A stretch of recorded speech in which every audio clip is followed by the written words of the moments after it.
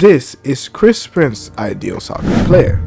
Now if you look at the stats right here, and you look at the stats at Rayo, you would see that this is exactly the sort of player that Rayo can be trained to become. And this is what has recently sparked the debate and the conversation regarding Rayo actually being the new version of Chris Prince.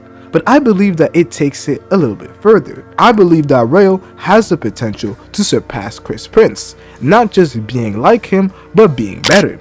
Because if you also analyze Chris Prince's abilities and you would check his stats, you would see although it does resemble this shape of having 100% in every single category, you would see that in others, the growth in which Chris Prince is growing does not match those other stats. However, with Rayo, when you even simply check the shape in which the categories are being formed in, you would see that he is one of the only players that is leading up to this perfect player, this ideal soccer player that Chris Prince has the idea of. And this is why I say that Rayo is the ideal soccer player that Chris Prince has been looking for.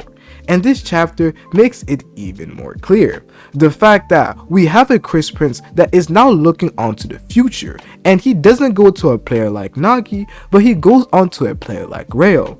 Chris Prince has realized the same thing, that Rayo is an all-round player, a player who can excel at every single category. With his ability that allows him to copy various other players, he has been built by Chris Prince through the various trainings that basically allow him to perform at max when it comes to his talented areas, which is essentially everything. Chris Prince has been training him to become this ideal soccer player. However, what we're seeing lacking when it comes to Rayo is the fact that instead of continuing down this first path of his ideal soccer, after the intervention of Nagi, he ended up changing his ideal soccer to end up matching with that of Nagi, where they end up being codependent. Because if we first hear the answer that Rayo ends up giving Chris Prince when asked about his ideal soccer, we have a Rayo who says that I want to be the sort of striker who controls the field by transforming at will to score goals.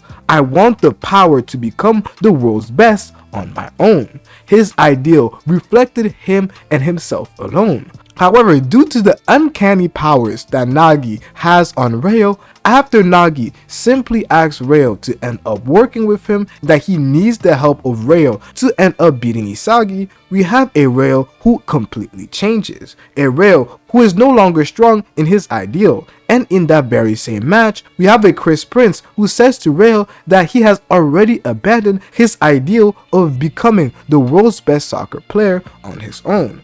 And this is exactly why the downfall of Nagi and Rayo has been foreshadowed since the very beginning, due to the fact that we have with Nagi, a player who cannot strive on his own, a player who lacks the creativity and thus needs other player to mismatch the perfect scenario for him to actually end up getting a goal. And that is his biggest downfall. However, with Rayo, although he possesses abilities that allow him to excel in almost every single category of the pitch, due to Nagi's uncanny powers and his uncanny relationship with Rayo, whenever Nagi wants the help of Rayo, Rayo can't do anything but end up helping Nagi. I really don't understand what type of relationship this is. We even see Rayo end up drying Nagi's hair at times in the story, so we already know that their relationship is completely different. But through the goal that Rayo has scored and the ideal that Chris Prince is trying to lay upon him, we could see Rayo being the only player to actually become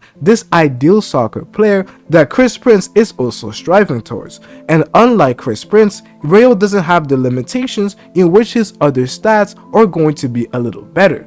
With Rayo, he is an all-rounder, a player who can basically do everything due to his stats being so balanced. And with the growth that he will have, it is likely that just like we have seen with his chameleon ability, that he will be able to reach not 100% on every stat, but close to 99% with everything. It is clear that he will make it to the top 23.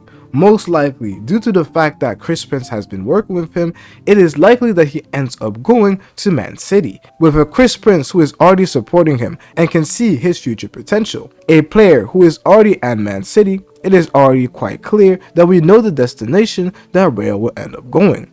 But what exactly will happen to Nagi? How exactly can Nagi evolve?